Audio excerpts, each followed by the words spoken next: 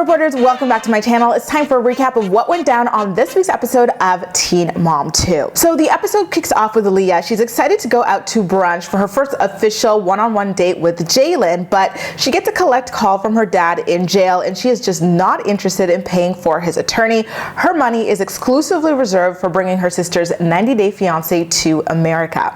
I 100% agree with her though. She mentioned that her dad doesn't call her for her birthday, her kids' birthdays, so why would she spend any money on him? Clearly he's not interested in having a genuine relationship with her or her kids, so he can just, pay his own little bail.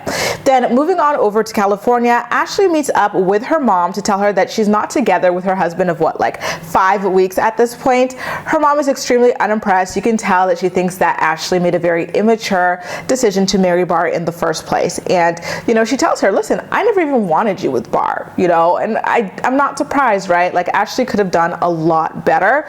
And Ashley says that the relationship to her is comfortable, even though she knows that it's toxic. And I found that very sad, but very introspective and brave of her to admit at the same time. So I really hope that she's able to move past that to greener pastures in the future. Her mother tells her straight up that she needs to just divorce Bar. And Ashley says that divorce is a very heavy word, but sis, marriage isn't. You knew all of these things going into the marriage and you still chose to use that heavy ass word and strap yourself to this man legally. I can't. So then at this point, we are in Philadelphia where Chris and his friend Brad pop up to the Airbnb that Briana and Shirley rented so they could hang out and do that podcast and do other stuff as well. Chris looks a little bit decent. The beard is a little bit scraggly, but at this point I'm like, okay, I guess I can kind of see what Kail was feeling over here. Then I have to laugh though, because how does a man who has his kids 4 times a month under supervised visitation have a podcast about parenting and co-parenting? It's just so funny to me. It really is. I'm sorry, but it is. And when is he going to address trying to sign away his rights to his kids? Allegedly, of course. The courts don't just give you these circumstances, the supervised visitation, for no reason, right? The other baby daddies have 50-50 unsupervised because they've got jobs, they've got housing, they've got everything for their kids, and they're stable. Whereas Chris, up until this point, I believe even at this point, he was still living in his grandmother's attic. So I'm just saying. Now, before they shoot the podcast episode, they go to a rage room and the flirting begins immediately. So Briana makes a joke to Chris, because they're holding these weapons, right, to smash stuff. She's like, oh, don't hit me. And then Chris, he's just walking up to her, straight to her face, when there's all that room to walk around her. And I knew stuff was going to pop off from there. And then it continued. The mess continued. So Briana and Chris, they get tired of smashing things, not each other yet, but smashing things. And then they sit down and Shirley and Brad are over there still smashing things. And Briana's looking over. She could easily just look over, but she decides to look over very dramatically with her hand on Chris's left thigh meat. And then she goes in to do it again. She was really putting in that damn foreplay, I swear to God. Meanwhile, her fiance was at home, planning their wedding, writing his vows or something. It's just so tragic. The optics are terrible, Briana. So, by the way, back in Indiana, how trashy was it of Jade to take her daughter to a dental appointment, wearing a MILF University Mom, I'd like to F-U-C-K for the non-native English speakers here, with her BBL booty dangling out of her little micro shorts. It looks like a mess, I swear. And I did notice that her teen mom check hit because she was driving around in that nice, slick, clean, new Mercedes SUV. And she's got that Louis Vuitton never full bag that all the girls get when they make it big on this show. So now we're back in Leah and Jalen. They have their brunch, and I'm kind of curious where the brunch was. Was it somewhere in between West Virginia and Atlanta or something like that?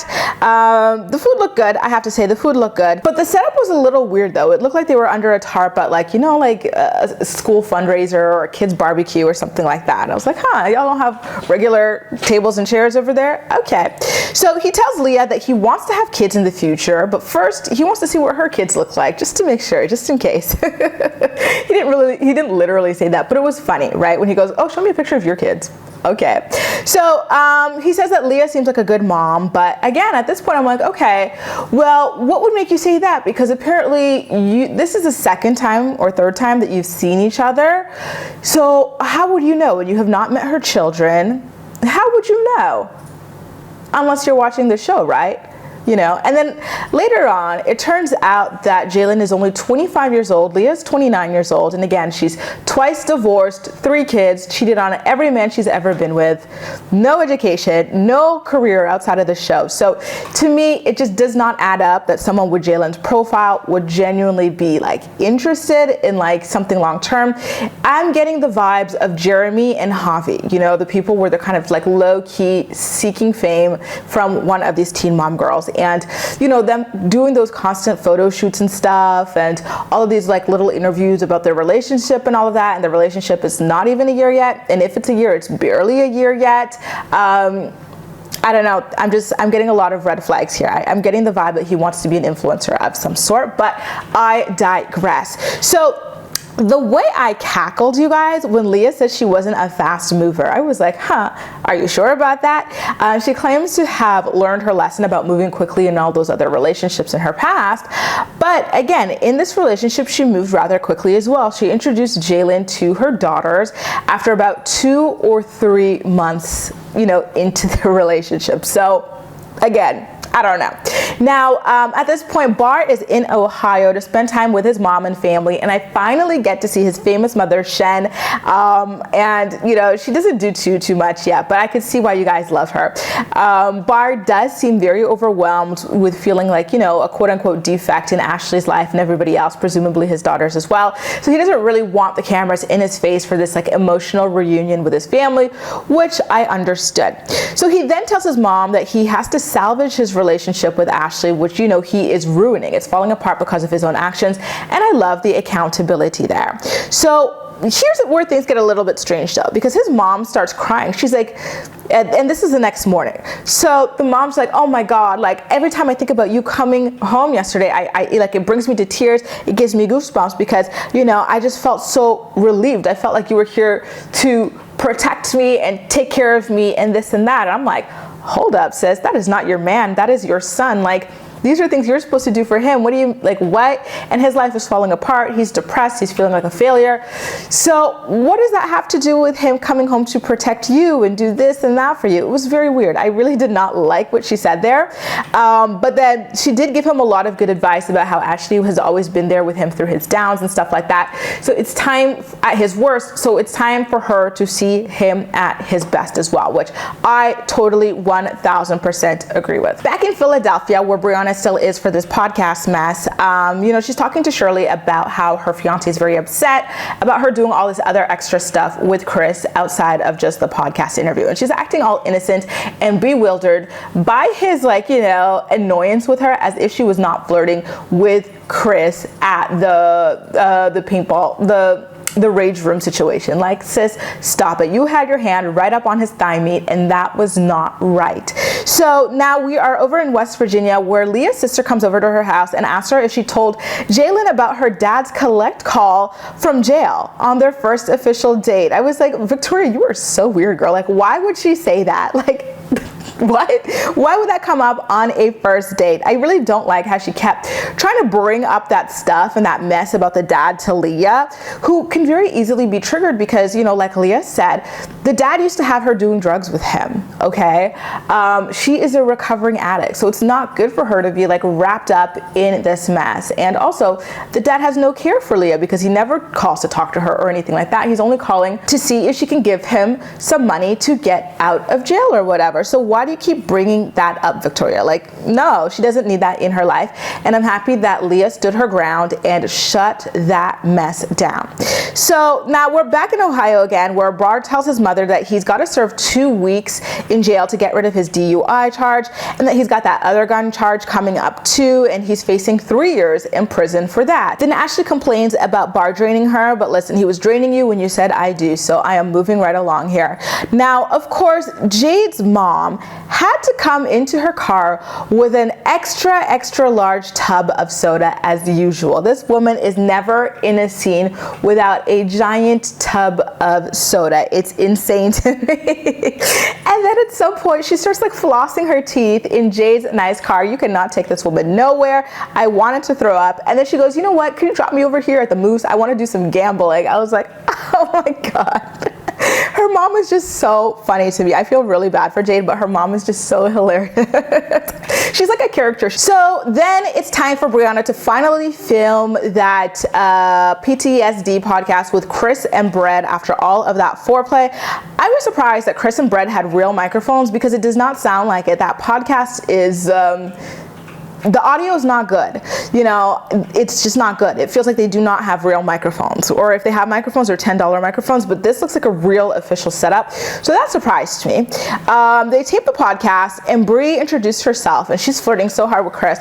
Chris goes, oh, we've got someone special here. I'm gonna let you introduce yourself. And she goes, and she's looking right at him in the eyes. She goes, it's Bri, baby. I was like, okay, girl.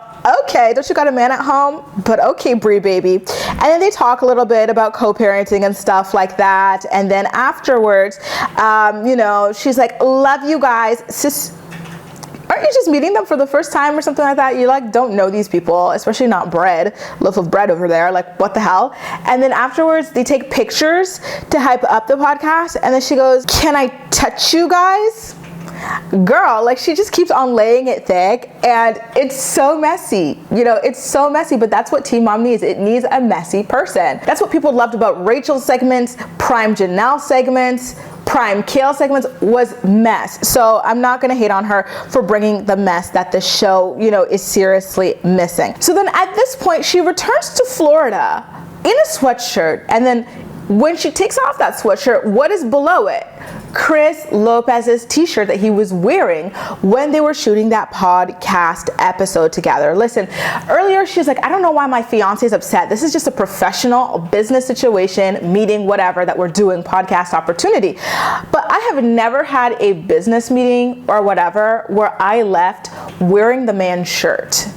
Like, that is so weird. Even if you're like casually dating, like why? Like the first time you meet someone, do you leave wearing their shirt? I never experienced this, but I don't like, is this you guys' thing? Is this how it works some places? Because that was a little wild to me. I feel like there's got to be a certain level of familiarity there, especially if you live so far away, right? Between Florida and Delaware, that someone would let you walk out of somewhere with their shirt.